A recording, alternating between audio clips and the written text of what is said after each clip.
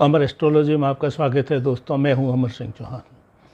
आज हम एक और नया वीडियो नया विषय प्रस्तुत कर रहे हैं। विषय का शीर्षक है दुर्भाग्य और दरिद्रता आपके पास आ ही नहीं सकती।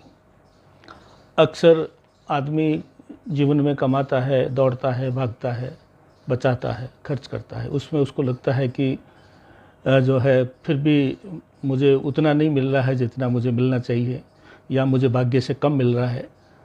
और ऐसा नहीं हो कि कहीं मैं और ज़्यादा गरीब हो जाऊँ, दरिद्र हो जाऊँ। ये हमेशा डर हर एक मनुष्य को रहता है।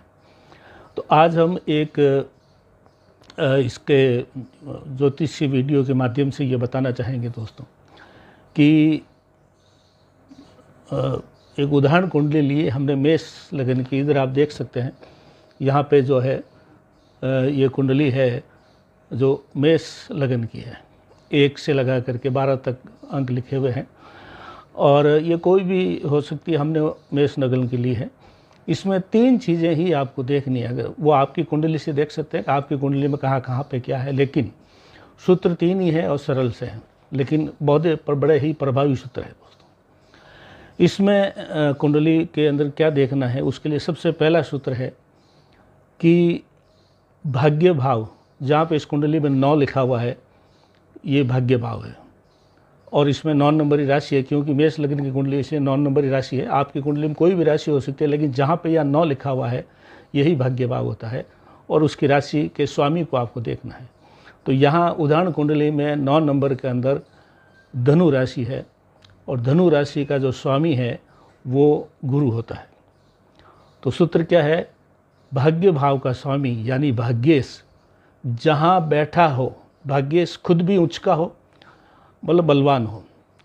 नवम भाव का स्वामी भाग्येश बलवान हो और वो कुंडली में कहीं भी बैठा हो।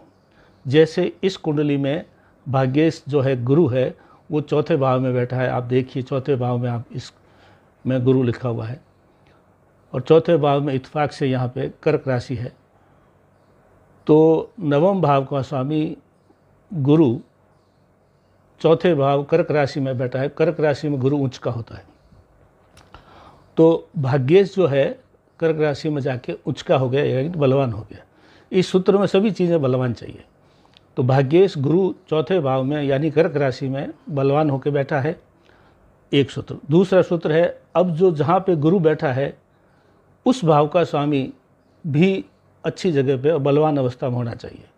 तो यहाँ पे आप देखिए गुरु बैठा है, वहाँ पे 4 नंबर लिखा हुआ यानी कर्क राशि है इस कुंडली में।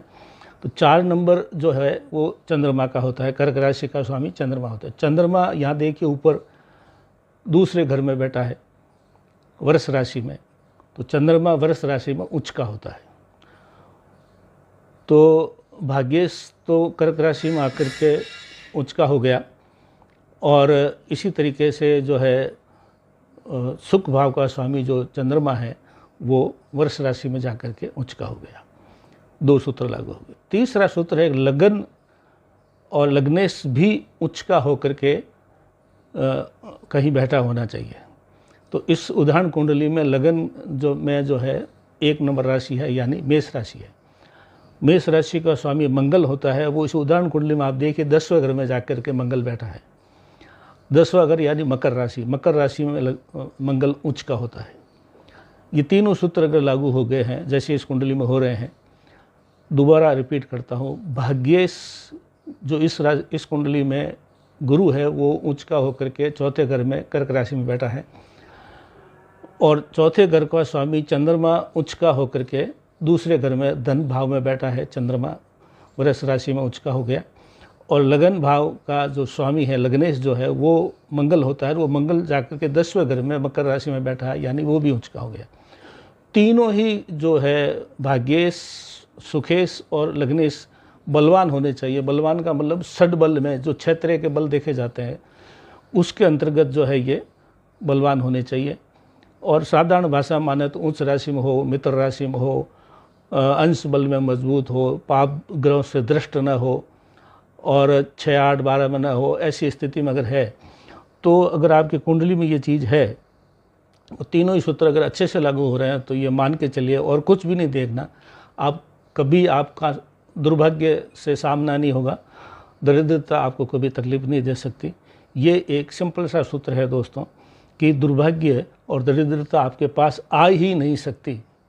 अगर भाग्य अच्छी जगह पर बैठा हो, उच्च का होकर के या बलवान होकर के, भाग्य जहाँ बैठा है उसका स्वामी, जैसे यहाँ चंद्रमा वो भी उच्च का होकर के दूसरे घर में बैठा है, 2 सूत्र लागू। तीसरा सूत्र है लगन का स्वामी, यानी यहाँ पे मंगल है, वो उच्च का होकर के मकर राशि में 10वीं राशि में बैठा है, तो वो भी उच्च का हो गया।